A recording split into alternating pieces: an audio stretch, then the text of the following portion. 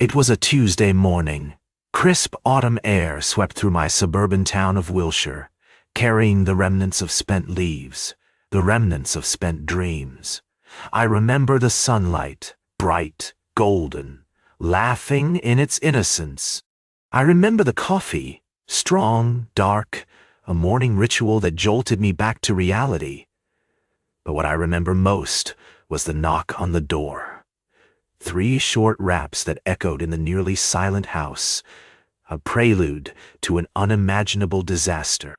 "You're under arrest for financial fraud." The words fell like a guillotine. The universe paused, and I stood there, my heart pounding in my chest like a wild beast. My mind a whirlwind of confusion and disbelief. My wife, Jenny, pale-faced and frozen in shock, clutched at the doorframe, her sea-green eyes wide with horror. "Fred, what's happening?" she stammered. Her father, Doug, stood at the periphery, his face a stone-cold mask, his eyes flickering with an unreadable emotion. There was a tension about him, a strange, unsettling aura that whispered of secrets and guilt. I looked at him, the man who had been almost a second father to me, but in that moment, he felt like a complete stranger, and I couldn't help but feel a chilly undertow of suspicion. "You have the right to remain silent," the officer continued, but his words were a dull buzz in my ears. The world receded into a gray haze, its colors bleak in the wake of my impending doom. "What have I done?" I whispered, not to the officer, not to Jenny, but to myself. Secured in handcuffs, my empty house fading in the rearview mirror, I began to question everything. I was drowning in a sea of betrayal and deceit, and my only lifeline was hidden beneath the waves of uncertainty and fear. As the police station's bleak facade loomed ever closer, my mind clung to the only lifeline it could find, Doug's odd demeanor. I could almost hear whispers of a deep, dark secret hiding behind his practiced indifference. Days turned into weeks and weeks into months. My life became a blur of interrogation rooms, legal jargon, and the bitter taste of injustice. Jenny visited me every day, her disheveled blonde hair and teary eyes painting a heart-wrenching portrait of despair. The more the case against me built, the more she withdrew into herself, the shell of her once lively personality wasting away. "I believe you, Fred," she'd whisper, her voice a haunting echo in the stark cell. "I know you didn't do it." But with each visit, I noticed something. Doug never came. Not once. The man who had toasted at our wedding, who had cooed over our newborn son, who had been a constant fixture in our lives, had simply vanished. His absence, coupled with the night of my arrest, fueled my suspicions. Every stolen glance, every unexplained late-night call, every secretive smirk, they all started making sense. This wasn't random. It was a calculated betrayal. As the weight of Doug's possible involvement gnawed at my sanity, a burning desire for vengeance ignited within me. I was not just a pawn in someone else's game. I had been betrayed, framed, and abandoned by someone I had considered family. The man's own daughter suffered, haunted by the specter of my innocence, while he simply disappeared into thin air. I decided then, I wouldn't simply float in the sea of injustice. I would swim against the tide, unravel Doug's secrets, expose the man who had thrown me into this pit of despair. It was time to fight back. But little did I know, the fallout would rock our entire family. As I sat in that dimly lit cell, plotting my revenge, I couldn't help but wonder how deep Doug's treachery went. The answers waited for me in the real world, a world that had been ripped from my grasp, but I was determined to reclaim it. The storm was coming, and with it, the real story would unfold.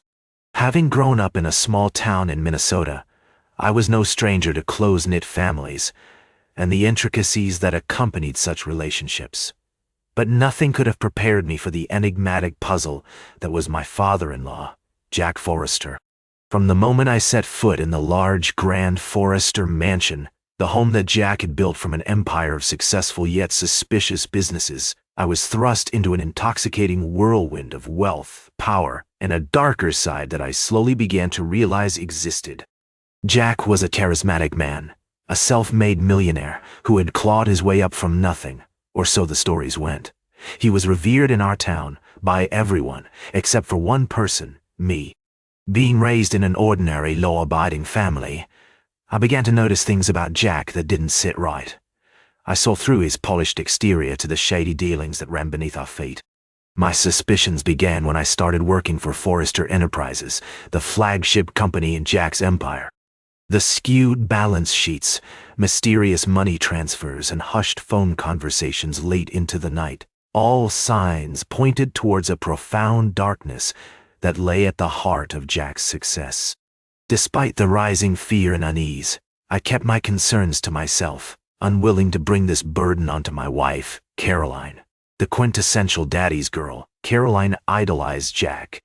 To her, he was untouchable, a hero, someone whose footsteps she wished to follow. But I couldn't watch her walk a path that was carved out of deceit.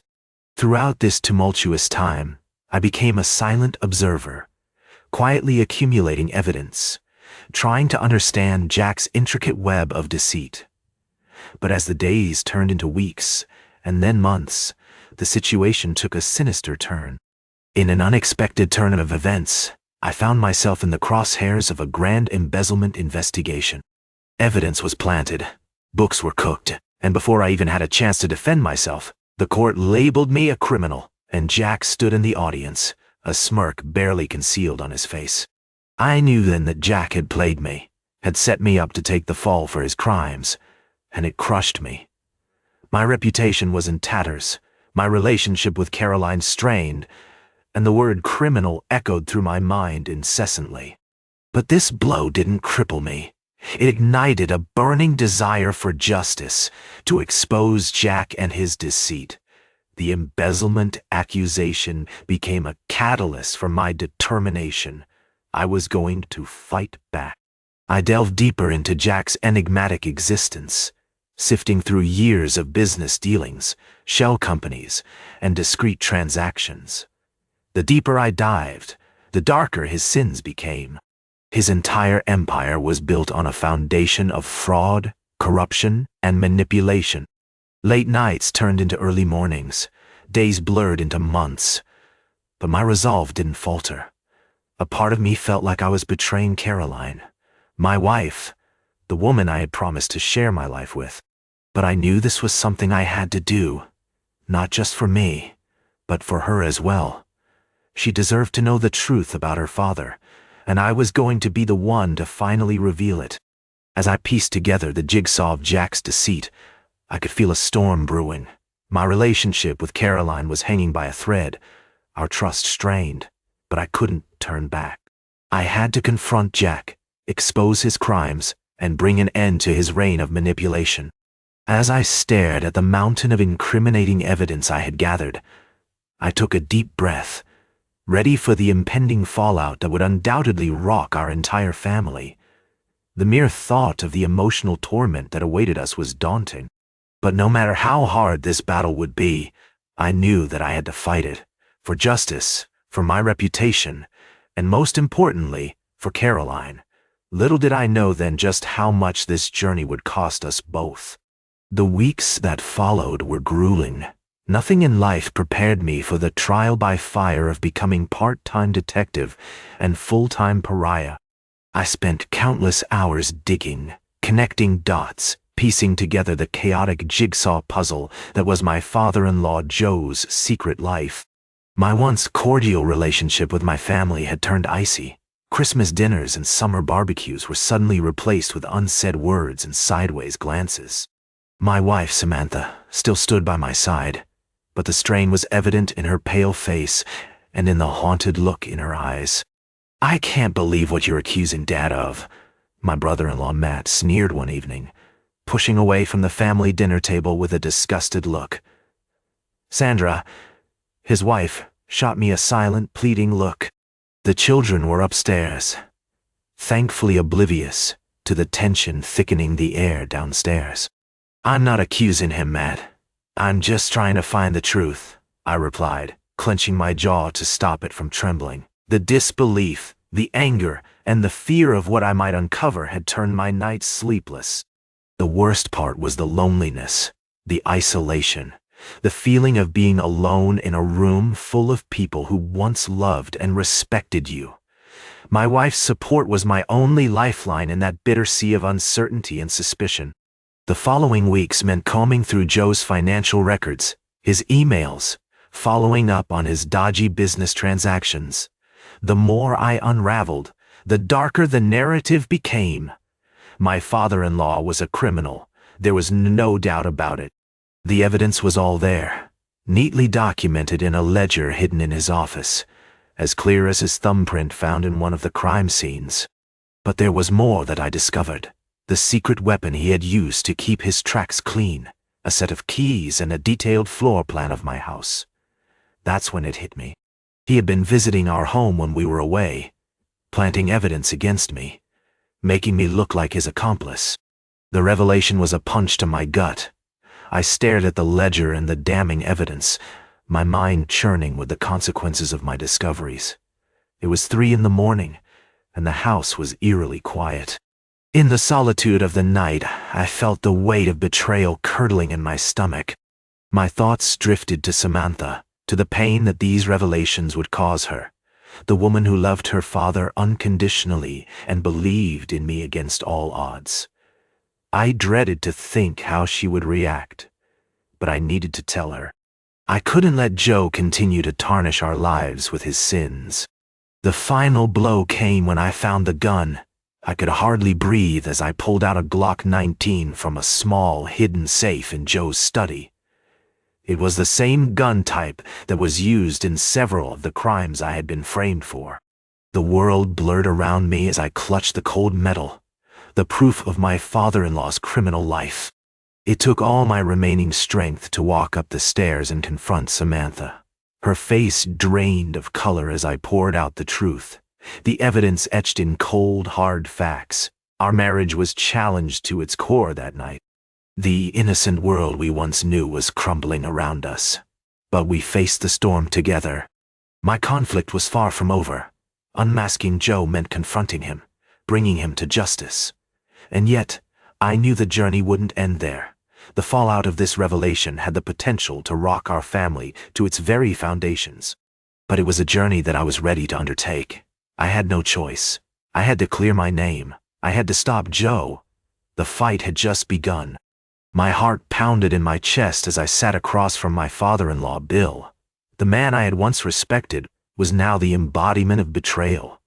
His face was ashen, as if he knew that the walls were closing in around him. There we were, in the living room of his suburban Illinois home, the air thick with tension. Our eyes met, and in his gaze I saw guilt. But it wasn't directed at me. It was directed at himself. The betrayal wasn't just against me, but against the family he had so deviously manipulated. I took a deep breath, steadying my nerves. "I know what you did, Bill," I said, my voice steady despite my inner turmoil.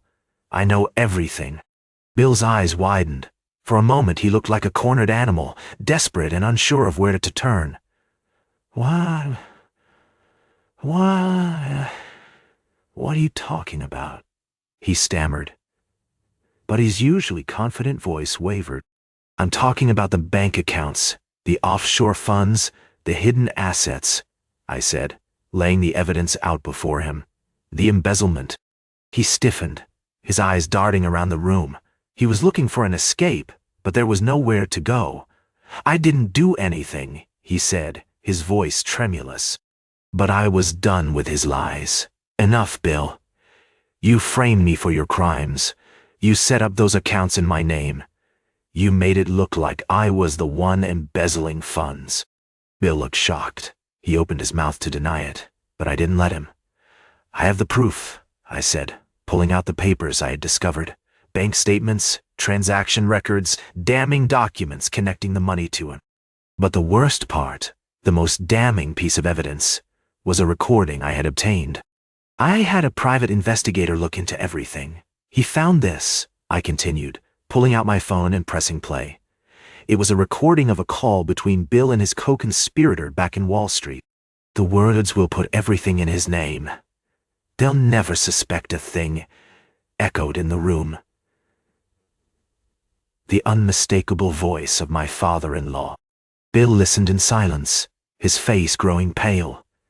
He looked defeated, cornered. And then he broke.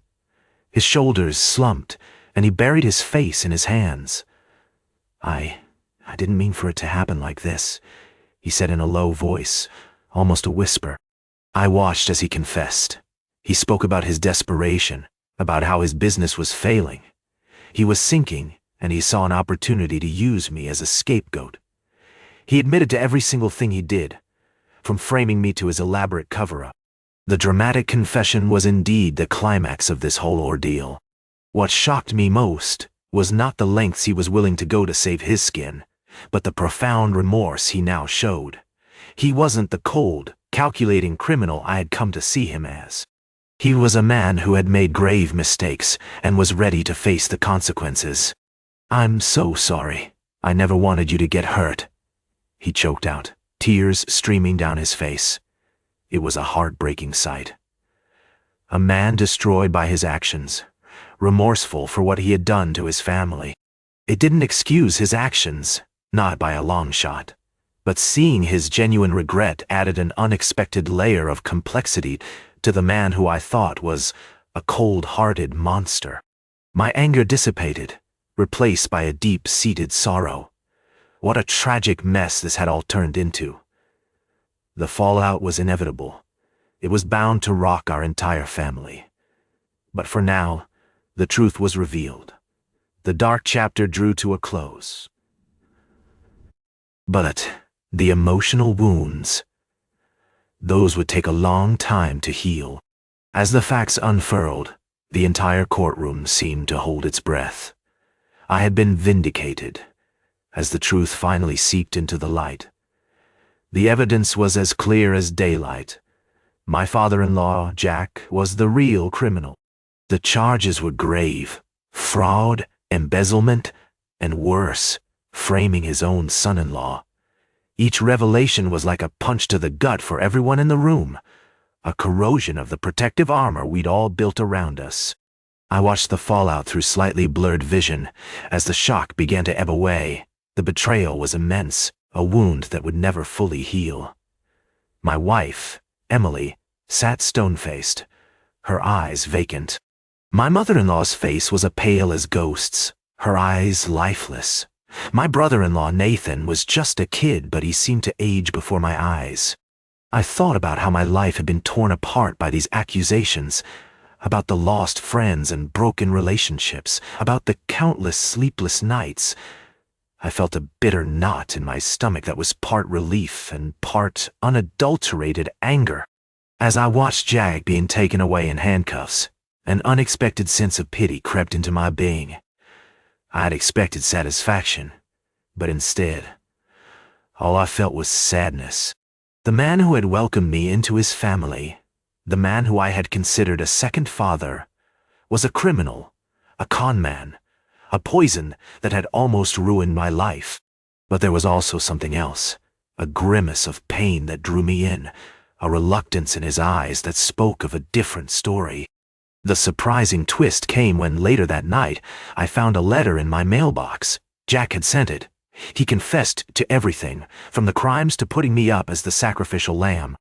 But he had also revealed his reason, and it was quite unlike anything I had expected. He was dying. He had a terminal ailment and was told he had merely a few months at best. He justified his actions by saying he didn't want his family to be burdened with the aftermath of his misdeeds. Everyone believed in him, everyone adored him, and he wanted it to stay that way, even after he was no more. He thought that if I took the blame, the family would move on from the betrayal more easily, focusing on their hatred towards me, instead of mourning the loss of their patriarch. He saw it as a sacrifice for the greater good. I sat there, the letter in my shaky hands, the words blurring before my eyes. I felt a strange combination of anger, confusion, sorrow, and oddly, a hint of understanding as well. Could I really judge this man when he was motivated by such a warped sense of love? Could I look at him in the same harsh light, knowing he was nearing his end? In the following weeks, life veered towards a sense of normalcy, at least superficially. We all painted on smiles, hid behind walls of strength. Emily and I tried to rebuild the shards of our relationship, Nathan still struggling to understand the magnitude of his father's actions. The fallout in the family was undoubtedly painful, but it also brought us closer in some twisted, indescribable way. It made us realize the lengths to which a person can go to, driven by love, desperation, and fear. While it may not have been the kind of closure anyone would wish for, it was a closure nonetheless. It left a profound sense of surprise and sadness that was complemented by an odd sensation of relief. After all, the truth, no matter how bitter, is infinitely better than an illusion, no matter how sweet. And thus, I was left with feeling that could only be described as a bittersweet triumph. Justice had been served, albeit in the most unsettling and unexpected way, and my life could finally move forward, albeit with the burden of an unforgettable past.